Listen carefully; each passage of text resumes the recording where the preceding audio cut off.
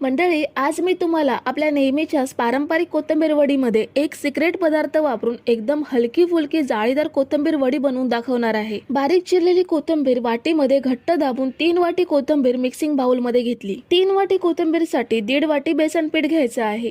Mixer जार मध्ये 5 ते 6 हिरव्या मिरच्या, 1 चमचा जिरं, 7 ते 8 लसूण पाकळ्या आणि अर्धा चमचा ओवा घेऊन जाडसर वाटून ते वाटण बेसन मध्ये ऍड करायचं। त्याचसोबत पाव चमचा हळद, 1 चमचा लाल मिरची पावडर, 1 चमचा धने पावडर, 2 चमचे तीळ आणि चवीनुसार मीठ घेऊन अजिबात पाणी न वापरता कोथिंबीर चांगली मळून कोथिंबीरच्या रसातच बेसन चांगलं भिजवून घ्यायचं। त्यानंतर अर्धा पॅकेट इनो मिक्स करून घ्यायचा। इनोमुळे कोथिंबीर वडीला छान जाळी पडते आणि वडी एकदम हलकी फुलकी होते।